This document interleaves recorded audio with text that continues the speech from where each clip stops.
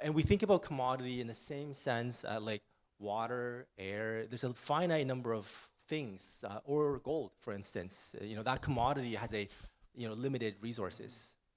Because again, 24 hours in a day, we'll wake up, we'll do our stuff, and really what's kind of left within sort of the time that brands and products are trying to connect with us. How much attention, if I'm a brand or a product, do I have of your attention? Even the number of seats in here, it's limited. Everything is limited. So it's interesting to think about, the attention that we're trying to grasp as brands in that way. And so when you think in that sense, of anything that has a limited or finite number, there's a notion of scarcity, and that scarcity has an equivalent value. And so that's kind of a given thing: copper, silver, gold, platinum, diamond, so on and so forth. And in fact, maybe our own attention or availability of attention is probably the most scarce item. And that's something each and every one of you own that. And you decide within your control who to give it to and how to give it to and when to give it to. And so again, as a product, if I'm a product and Reza is a brand, how do I get a sliver of your attention? It's a challenge. I don't envy some of our clients that we are working in partnerships with, trying to achieve that on a daily, weekly basis with limited resources and funds. And also how designers in this day and age are kind of expected to kind of work towards that massively challenging goal. And so when you think about, again, the brands, coming back to a commonality, is that, if I'm trying to have a dialogue and some relationship with you, while competing with other brands, and as Reza mentioned, there was like 18 brands within his kitchen, his pantry, having breakfast. How do I ensure my currency has more value in that I can use my currency in exchange for some of your attention? And that's genuinely a lot of where CMOs are saying, like, how do I do that? When as a consumer nowadays are exposed to so much distractions. And so we believe that there's a new currency that's really called experience. And it's a fundamental shift in how we go about solving problems today before the future. So let's do a pivot. So we talked a lot about attention. We talked a lot about the scarcity of that, and also the amount of information really around kind of, if you go back to the first video from 1994, it's really the age of information, right? That access of instantaneous access, going through Wikipedia, you kind of just end up in a sea of information.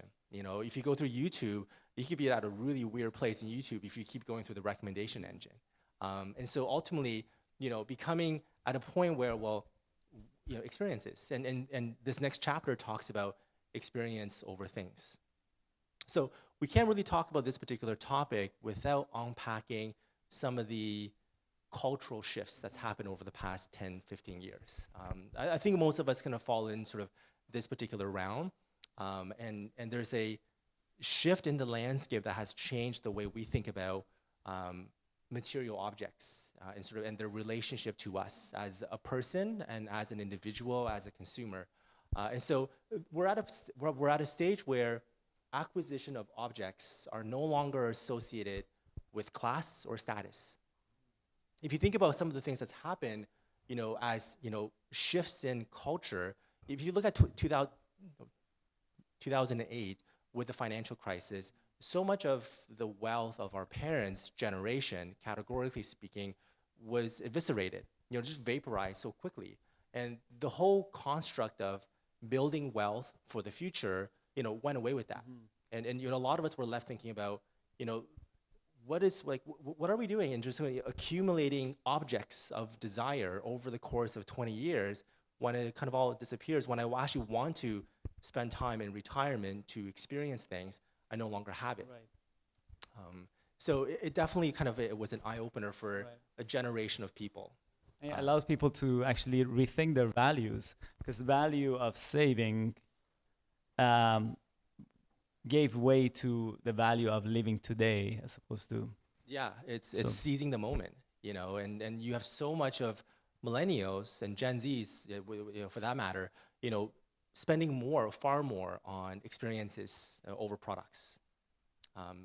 And I think Munir mentioned a few of those things, the vehicle companies that have no actual material vehicles, going to places that doesn't actually have a place that's sort of a a brand that's a hotel, right? It's really a way of gaining access to an experience. So there's some far smarter people than kind of the two of us sitting up here. But when you think about, this is John Maeda, massively smart, talented individual.